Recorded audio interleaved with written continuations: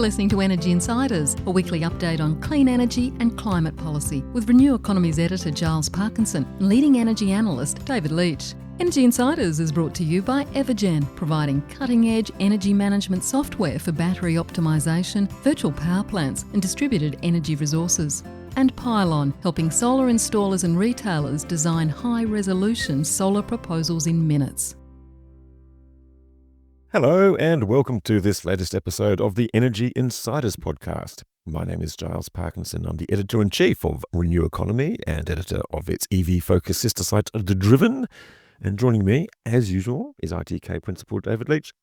David, I trust you are well, and I think I sort of crossed your path a couple of times at the Smart Energy Conference this week, but we're all too busy running off to listen to look at things and listen to people. Absolutely, Giles. And no doubt a number of our listeners were there as well. And it's such a buzz, isn't it? You know, like all those ideas and things that you hear some great presentations and you have some great conversations in the corridors. And that was certainly my experience. And as I wrote for Renew Economy, John Grimes, I was a little bit sceptical of his eight webinars all at once, and certainly not even an octopus could have got to all of them, even with a tentacle for each ear.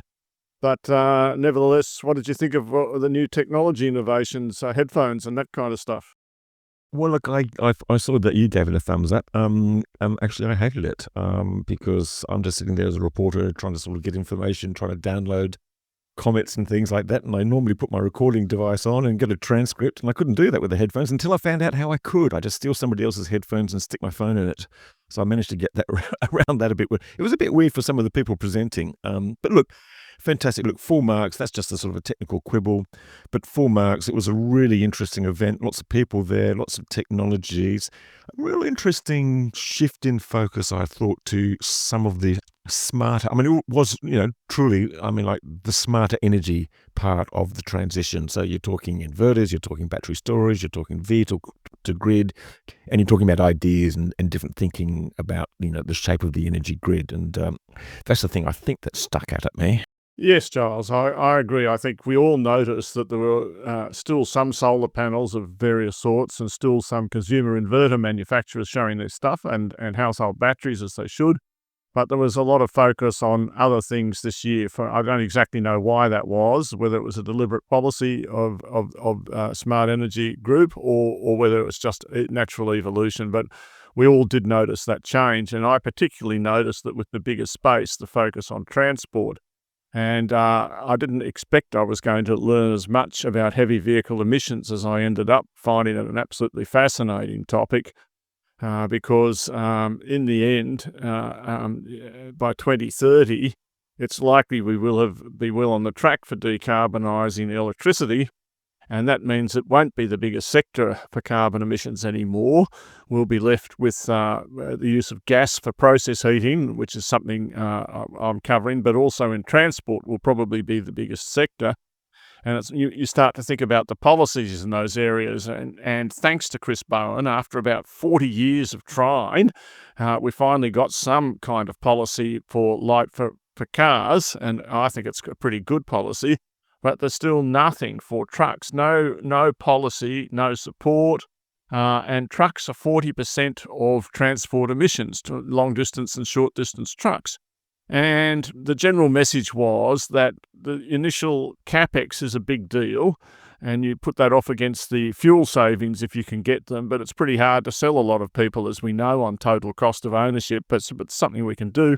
But just as with cars, you need specialised charging infrastructure. So I think this is a policy area that where some new ideas and some good thinking would be welcome, as they would be in process heat, where because the gas price has gone up so much, I'm fond of telling people that the gas price has trebled pretty much, or even more, whereas the electricity price is up, no matter what state you're in, the wholesale price is not up more than about 20%. So there's huge opportunities now to do substitute out gas and put electric heaters in, if you like. So that's another area where we could see some action. Well, that's all good stuff. Hey, look, I'd just like to point out that we do have an interview with Essential Energy Chief Operating Officer Luke Jenner coming up, but we're going to sort of discuss the news of the week first. David, just on that, the transport policy, I was fascinated to see the other day that South Australia, as we all know, 72% wind and solar over the last year, the most advanced state in Australia and the world, really. And because of that, transport emissions are already the biggest component of, or transport's the biggest component of their transport emissions. And they've got one electric bus on the roads there, and they finally announced plans to do 90 buses. But it does seems like something was missing there. If after all this time, with so much wind and solar, they've got one electric bus. So I was quite fascinated by that.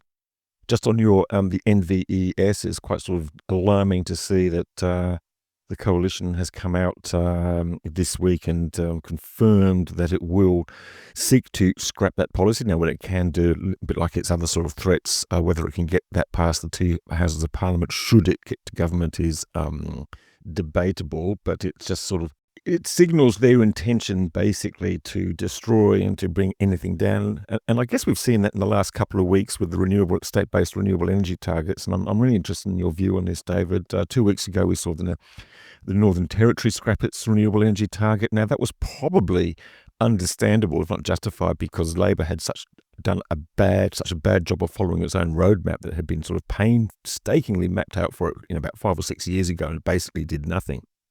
In Queensland, they had another detailed roadmap, and Labor had followed that really, really well, as we've discussed on this podcast before with Nick de Brenny and the leadership of Anastasia Palaszczuk.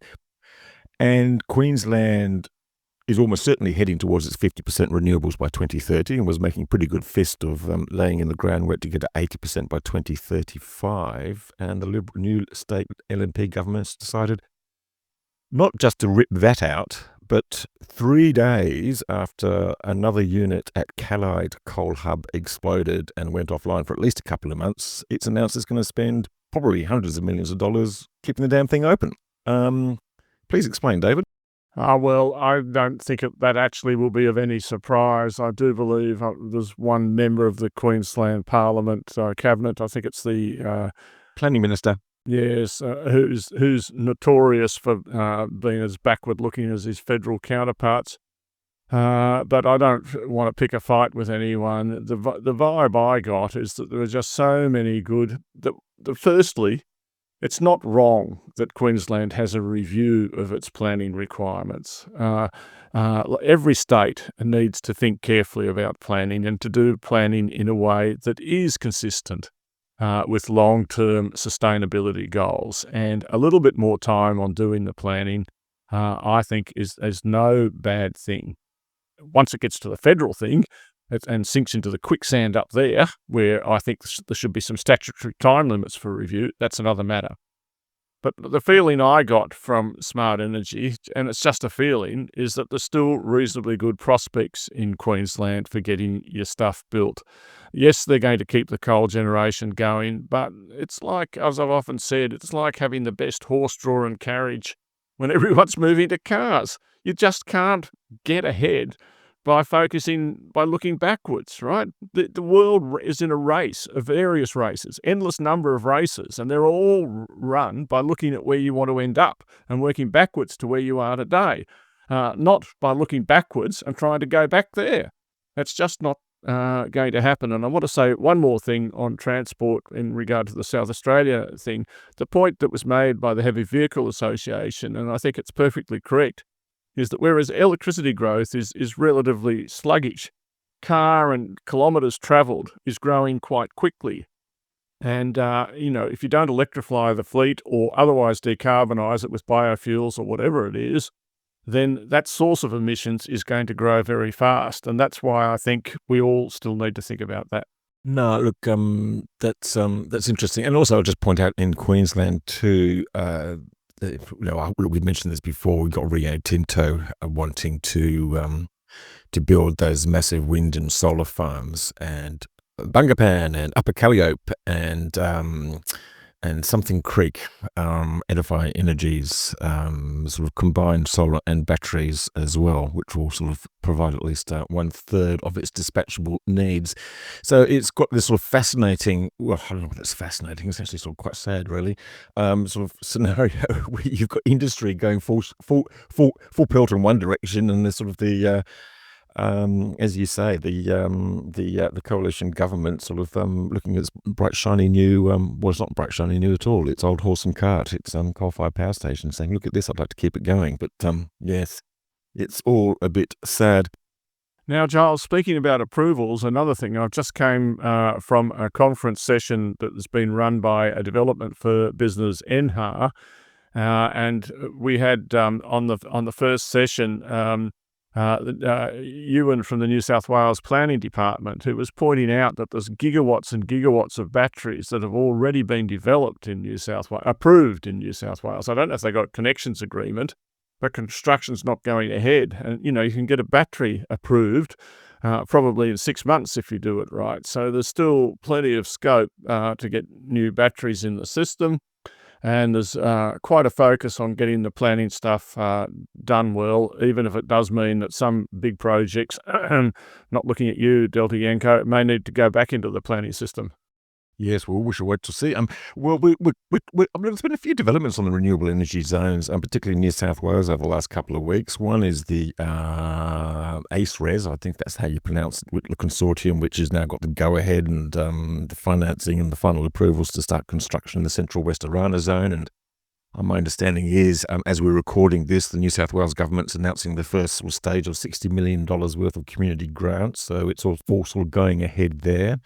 We're still waiting, almost a year later, for news of the access rights to that zone. We're still waiting several months later for news of the access rights to the Southwest zone, which we know is problematic because we've actually got quite little capacity there. Yet we've got about 5 or 6 times as many projects that would like to be built. It would have been nice if they built a slightly more powerful transmission line. And I guess the other bit of news about that is that the first stage of Project Energy Connect, which will link South Australia ultimately with New South Wales, is now open. Now that takes the transmission line as far as Barunga in New South Wales. So it doesn't really connect to very much, and then a little spur line down into Victoria. But it's probably more significant for South Australia. It basically gives it an extra 150 megawatts of import and export capacity, basically lifting its capacity of, importing and exporting by around about 25-30%. And that's reasonably significant for a grid which is already leading the world in renewables and suffers a bit of curtailment because it hasn't yet got enough battery storage or transmission lines. Although I would also note in passing that Neoen's Blythe battery is now in full operations, having met its sort of targets. And I think in a few months' time we'll be helping provide a baseload renewables contract to BHP's Olympic Dam mine. So another big step forward. At $70, I do believe that PPA was at, or something like that. 70 megawatts, I think, not $70. 70 megawatts, was it? If it's $70, that's a really good deal, but I think it's 70 megawatts. Excuse me. I think the point you raised that I've been heavily weeks and weeks ago that I've been heavily focused on with all these new batteries, it's not the new batteries in themselves. It's that they have to be competitive, right? You need lots of owners that are going to bid those batteries competitively. Like if someone like Snowy owns them all and also owns all the gas and the hydro, it's not going to make any difference to anything. You have to have competition in the price, the way the market's set up. The other point that I think listeners should be aware of is the timing of various things. Like your lawn is going to, Simon Corbell made this point, and I think he made it well, that, your lawn is going to close and there won't be any, the Western Renewables link might just be done. But certainly VNI West, that's the 500 kilovolt extension up to this Project Energy Connect, up to the Riverina, and then through to HumeLink, that won't be done. The Renewable Energy Zone in Arana Zone still won't be done by then. HumeLink won't be done. So, we've got Marinus Link won't be done to Tasmania. So Victoria, if it's closing your lawn, and it is, needs to get on with still building some more onshore stuff. And that's the point I think Simon Corbell was making, and it's one I agree with quite strongly. Yeah, well, that's what the role of the State Electricity Commission will be. It's already pretty much sort of bailed out that Horsham solar and battery hub. Horsham was one of the winners of one of the two Victorian renewable energy target tenders several years ago, but obviously was going nowhere. So the SEC came in and just sort of basically, well, I mean, they don't describe it as a bailout, but it looks for all the word like it was one, and now they've added a battery. So I think they'll probably be doing a bit more of that just to make sure that these projects actually do get built and on time. It's kind of, Simon Corbell did last week sort of point out that there's still 2 gigawatts of committed capacity required to ensure that Yulon can close as currently scheduled. And I think the SEC is going to be playing a very significant role in doing that. Giles, another thing that came through from the conference, and I heard from the conference today, it is still very much about bringing the people along, people and people's values and what's in it for us, which is not, can be a selfish question, but it doesn't have to be. It's still very much a theme that's increasingly recognised, the social side of things. And I heard a great term at Smart Energy, which was social value rather than social license, and earning trust. So that even if electricity is a difficult concept to explain, and I want to argue that the LNP has certainly not earned the industry's trust, because it's built on shaky foundations, but our industry can earn the community trust. And we do that not by necessarily explaining all the complexities or by oversimplifying it, but you do that through your actions and your deeds and the way you approach the business. We heard a lot about social value or concepts that are equivalent to that, and I just think it's a point you can't make often enough. I thoroughly agree. Look, one thing that struck me, I went to the Clean Energy Investment Forum in Sydney a week or so ago, and I was actually struck. There was one little poll that they conducted through one of the sessions about what are the biggest impediments to getting a project approved. Is it grid connections? Is it planning? Is it contracts, PPAs, government underwriting, community engagement, etc., etc., etc.? They came back. They could pick 2. Connections and planning approvals were the highest, but what struck me was that community engagement, community support was at the bottom of the pile. In fact, I'm not even too sure it got any votes at all. And I was just thinking, Jesus Christ, guys. I mean, honestly, just getting something through planning and approvals. I understand there's been frustrations there, but unless you actually recognize the importance of community engagement and community support, then you're not going to get very far. And I think that, some people in the industry are fantastic at this and do a really, really good job. And some of them are just not. And that's an issue.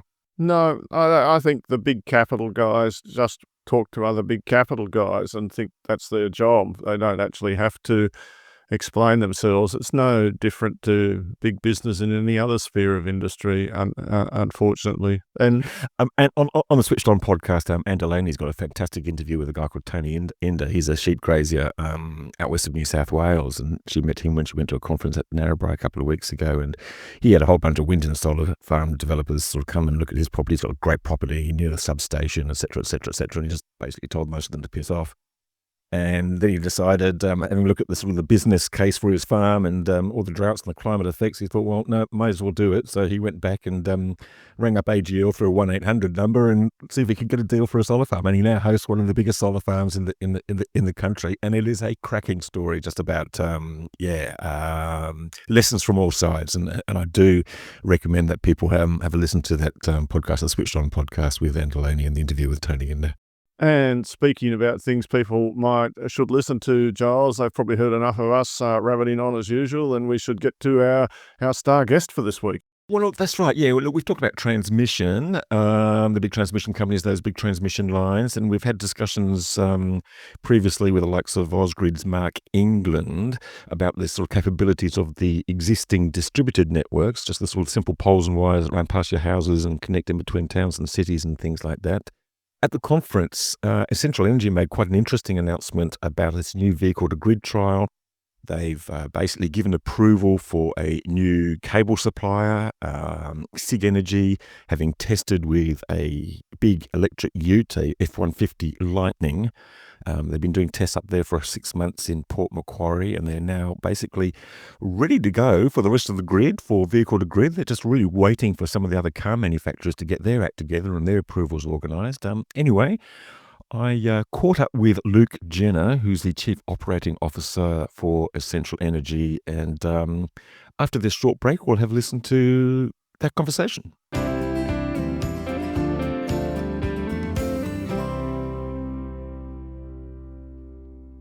Luke Jenner, thank you very much for joining the podcast. Thanks for having me, Giles. Happy to be here. Look, we've heard a lot about vehicle-to-grid technology over the last couple of years, and more recently with new standards being approved that will allow most EVs to connect to the grid and act as battery on the wheels. And Essential Energy has now completed a trial, which you say is quite a milestone.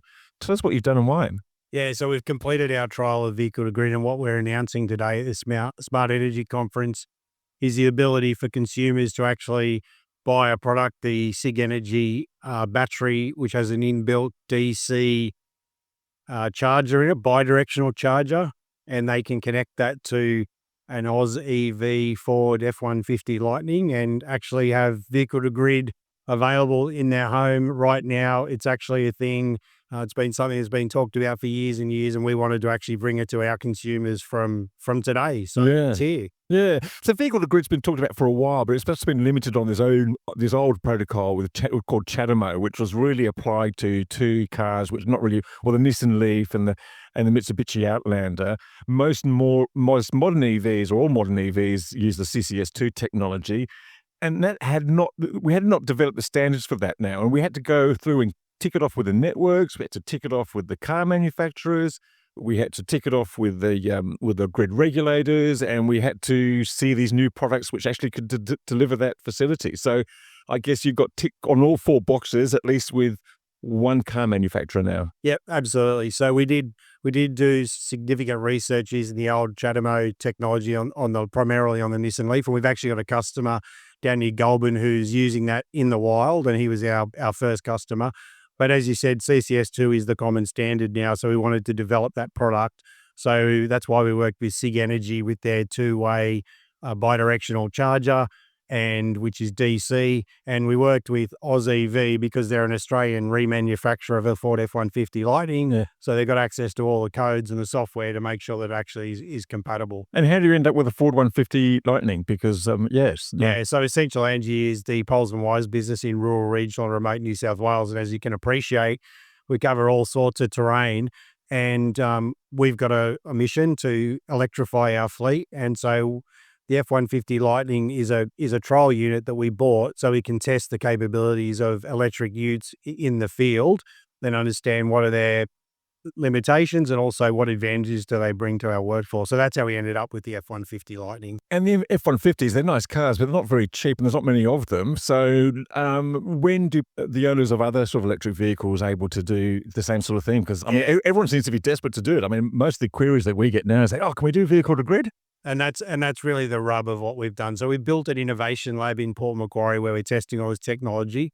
So far, we've tested over 15 makes and models of vehicles with the SIG Energy unit, and all but two have been able to successfully work in a vehicle-to-grid configuration. What we need to do is spark the imagination of the EV manufacturers and get them on board, so that there's not an inadvertent software change or something that disables the vehicle. So you've done that testing sort of quietly behind the scenes, just sort of grabbed a car and just tested it just to see if the technology works. So we've used our own vehicles, pool vehicle fleet. Employees have brought in their own vehicles and been keen to test to see whether it works. And so, as I said, we've done it with over 15 vehicles and had a very high success rate. Okay. Any brands that you can mention or?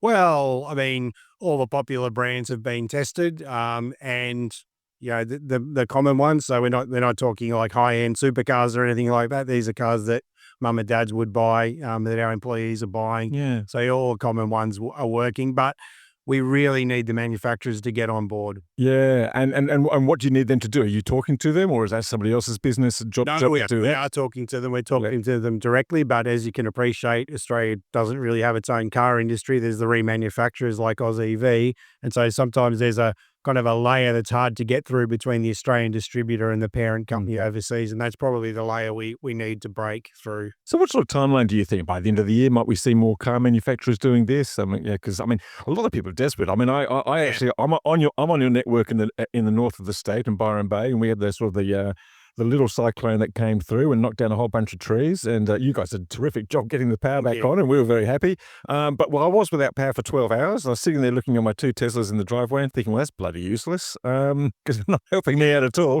But, will people up there be able to have any sort of EVs by the end of the year? Or I think we are working with one manufacturer in particular who's super keen, and that they're selling vehicles in the $50,000 price range. So, and I would be hopeful that by the end of the year we'll actually have that one working. So, what a shame you can't tell us who it is. From Essential Energy's point of view, then, what do you want to see and how do you imagine this sort of working? Because you've got a huge network. It's 95% of the state. You've got almost like 1 million customers. It's the poles and wires. So these are the things that stretch over kilometers in the outback. I mean, it's a network that's actually quite subject to weather and things like that. I mean, what benefits will it have for the grid? Yeah, well, firstly, I think the thing we need to understand about vehicle-to-grid technology is it is going to help democratize energy, and it is going to help bring down prices for all consumers. We're always really focused on trying to keep downward pressure on electricity prices. And anything we can do to minimize the kind of investment we need to make in poles and wires is going to help every consumer. So this isn't just something to benefit those that can afford an electric vehicle or a home battery. But vehicle-to-grid technology, from our perspective, is an absolute game changer for distribution networks, because the amount of storage, you just mentioned it with your 2 Teslas sitting in your garage or on your property during Cyclone Alfred, the amount of storage that's actually already out there that we can't tap into is just phenomenal. And we all know that there's an excess of solar in the middle of the day. The pool price is negative. We've got 36% of our customers have solar on their roofs. The systems are getting bigger, and we're installing 15 to 20 our customers are installing 15 to 20 megawatts of new solar each and every month onto our network. Wow. And we've got this expression in Essential Energy: distribution networks used to be a place where electrons went to be consumed or die. And now we want to make sure that we harness every electron. So if we can get vehicle to grid on our network, the amount of storage we've got will just explode. And that's going to help stabilize power prices. It's going to help people use their own energy for their own self-consumption purposes. It's going to help everybody in the whole ecosystem. So we are big believers in vehicle to grid. And I was kind of interested at the start of that, you were sort of talking about it lowers costs of the grid. So if you see an area with a whole bunch of electric vehicles that can do vehicle to grid technology, does that mean that you need a bigger grid or a reinforced grid, or is that actually going to alleviate the need? It'll actually alleviate it. So because our network, as you mentioned, is a big sparse network. We've got wires that go right across the state. And that means that our network is relatively low utilization because it's designed to go big distances. And so if we can put distribution storage around our network, that is going to really help smooth out the humps and hollows in network capacity, and mean that we don't have to invest as much in poles and wires. So we're rolling out pole top batteries at the moment. 35 pole top batteries are just installed. But the reality is one of those pole top batteries is only the same capacity as a Tesla Model 3. So we can avoid all that expense in putting a pole top battery at the end of your street if 3 or 4 people in the street have got Teslas. We're 3 or 4 times ahead of where we would have otherwise have been. So, not everyone's going to be plugged in at the same time, but statistically, there'll be enough. It'll make a big difference. That's interesting. So there's 3 guys living in that street with Tesla Model 3s who don't need to put a pole top battery in there. But what sort of commitment do you need? I mean, do you need any sort of commitment when you're thinking about this in terms of sort of grid planning and stuff like that? Or do you do just based on statistics? I mean, a car is parked for 95% of the time. Therefore, there's every chance it's going to be there at some... The whole electricity network is designed on statistics, right? So if you look at everyone in your street, if they all use the maximum amount of power the transformer at the end of the street wouldn't have enough capacity. But forever and a day, we've always had this thing called power diversity, which acknowledges the fact that not everyone turns their oven on at the same time. Not everyone turns their washing machine on at the same time. And exactly the same thing will happen for electric vehicles. If you've got 1,000 electric vehicles in a community, so statistically, there'll be a number of them plugged in at any one time. You don't need, and CSIRO spoke about this, you don't need all of those vehicles plugged in to make a difference to the grid. So you are quite confident then Essential Energy, or this broad network, you cover all of regional New South Wales apart from the major load centres. Everyone goes out and nearly everyone goes out and gets an EV and they want a vehicle to grid. Then you're happy with that, you're cool with that, and you actually think that's a really good thing. Absolutely. And the way we're thinking about it, because we want this to be easy for our customers, is if you want to connect vehicle to grid to our network, it's just like installing a solar inverter with a battery behind it, but the battery happens to be sitting on 4 rubber tyres. So we're taking a very open-minded view to vehicle to grid. We want it on our network. This is such a change from the way that you would have done business, say, 10 to 15 years ago, where, as you said, the network was a place where some electrons go to die. And Absolutely. And now you'll be kept alive, you're circulating around, bouncing around, and all being used. Yeah, and I've been around in Essential Energy long enough to remember the 60-cent feed-in tariff, and there were engineers running around like this is going to be a bad thing for the network. And we've turned that on its head. And we see solar and battery is absolutely a great thing for the network and a great thing for consumers. And there's an interesting question though, how have you actually turned that on the head? Is that because you've understood a bit more about the engineering, what's possible within your own grid limits and things like that, or the engineers came from a different time and a different way of thinking about the grid? Because that's what we've seen that a lot in the last 10 years. People thought what was once impossible on the grid is now very possible. Yep. Yeah. I mean, I think it's a journey, and it's about taking everyone in the organisation on that journey. We speak about it a lot in our organisation about the really critical role we play in the energy transition at Essential Energy. We believe the distribution network is a really key part of that, and it's about showing people the possibilities of what renewable energy can do to benefit everybody. And we did an interview a couple of weeks ago with Mark England, the chief executive of Ausgrid, and he was talking about, again, this sort of untapped capacity on sort of all these distributed grids, and mentioned that you guys, I think we're all working together to do your own sort of ISP, your integrated system plan for distributed network. Correct. Just to tell the market operator or the other policymakers, hey guys, look at us. These you guys have got problems with transmission lines and the cost of building new poles and wires. Well, we've got existing poles and wires. There's so much capacity, and I guess that applies just as much for vehicles as it does for new wind, solar and battery projects. Correct. And, Essential Energy's got a very big, thousands of kilometres of 132 kV network that spans long distances. A couple of years ago, we connected the 150 megawatt Flyers Creek wind farm directly into our 132 kV network. And it goes a couple of kilometres and connects directly to our largest customer, which is Cadia Gold. So, it's a marriage made in heaven. So that's exactly what renewable energy should be. And if we can generate, store, and use energy locally, that is a great outcome for the energy transition as a whole. Fantastic. Well, Luke Jenner, thank you very much for joining the podcast, and all the best. And I hope, I hope I can turn my EV into a battery on wheels sometime soon. Thanks, Giles. Lovely to talk to you. Thank you. Bye. And that was Luke Jenner from Essential Energy. You're back with the Energy Insiders podcast with Giles and David. Yes, I think it's going to be really interesting to see, because Luke did talk about, as Mark England has discussed, there was a distributed ISP, if you like, being prepared at this moment, and how that sort of feeds into the overall AEMO ISP is going to be fascinating. We've always been quite admiring of the ISP because it has been a detailed plan, comprehensive plan, gives a target, gives a roadmap to get there. But any good plan needs to adjust as things change, and we've seen big blowouts in costs of transmission lines. We've seen other technologies coming in. Maybe it is time to have a bit of a rethink and see how much of this distributed capacity can be built out at a lower cost. Well, I agree with that.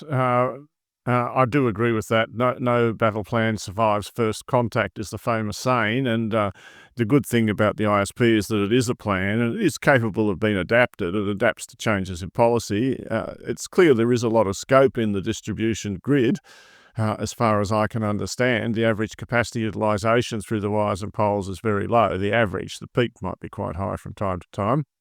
But exactly how that's going to work and who's going to pay. So if you connect a solar farm and, is the connection cost going to get built into the regulated asset value and be spread across all the consumers? Or is it going to be borne by the person connecting, the generator connecting? There's still a lot of water to flow under the bridge there. And it brings me to another point, Giles, which we should have discussed much earlier, and that was the home battery plan that was announced over the last week. And How could we forget that? potentially that's 1 million houses, $375 a kilowatt. It's very pleasing to see it applies to small business and medium-sized business as well, with a maximum grant under the plan of $18,000, which is a non-trivial piece of money. And 1 million homes and potentially about 10 or 11 gigawatt hours. Now, that compares with something like 25 gigawatt hours of utility batteries under construction. So, but really, if it all goes to VPPs, will that then just put control of things back in AGL and Origin's hands? There's a lot of social issues and industry issues to think about. But the point I wanted to draw attention to is this: with vehicle to the grid, the more houses consume their own power in the house, the less they're going to be using the wires and poles. They still need it, but the networks are going to be struggling to get energy through their networks. They talk about data centers, but that's almost not quite as hyped as hydrogen. But there's a lot of work to be done, because if no electricity goes through the grid and it's still got to be paid for, then someone's going to be paying a big bill and wondering why. I know, that's interesting, yes. Look, that battery storage plan has been sort of, really warmly received by the industry. I think they've pretty much got it right. I mean, there's obviously a few quibbles here and there, as there always will be, but I think Chris Bow and his team have listened to the industry and got it just about nailed. I'm actually just quite staggered that the coalition doesn't appear to be going there. I mean, maybe they'll produce something in the next couple of weeks, but I would have thought that sort of household energy would have been a bit of a no-brainer for them. They're going backwards, Giles, the coalition. They started with a nuclear plan and a strong commitment to 2050. Now they're walking away from Paris, or they're not actually walking away from it, but they're talking as if they were walking away from it. They've abandoned nuclear and gone to gas, and then come up with even stupider numbers on gas than they came up with on nuclear, which you wouldn't have thought was possible.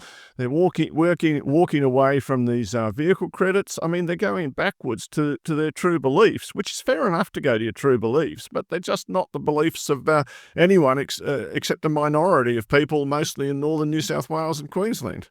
Well, let's hope not, and we'll find out very soon. Anyway, David, look, I think that's probably a bit of a wrap for this week's episode. Thank you very much. Thank you very much to Luke Jenner for joining us impromptu at the on the sidelines in our little glass box at the Smart Energy Conference. Thanks to everybody who came up and said hello during that conference, both to me and to David and the rest of the Renew Economy team. Most of us were there, and just really appreciated getting your feedback and your kind words. And on some occasions, some constructive criticism, all very much appreciated. Thanks, of course, to our sponsors, Evergen and Pylon. And thanks to everybody out there. We'll be back with another episode of Energy Insiders around this time next week. Bye for now. Energy Insiders was brought to you by Evergen, the market-leading renewable energy software business that optimises residential and commercial solar and battery systems. Evergen enables large numbers of systems to operate as a single fleet, so network operators can use them as a virtual power plant, generating significant value for consumers, network operators, and the energy system as a whole. Evergen software is powering the energy system of the future. Energy Insiders was also brought to you by Pylon. Pylon provides easy-to-use solar design software for installers and retailers with pay-as-you-go pricing, no monthly cost and no lock-in contracts. Join Australia's top solar companies who trust Pylon to design high-resolution, CEC-ready solar proposals.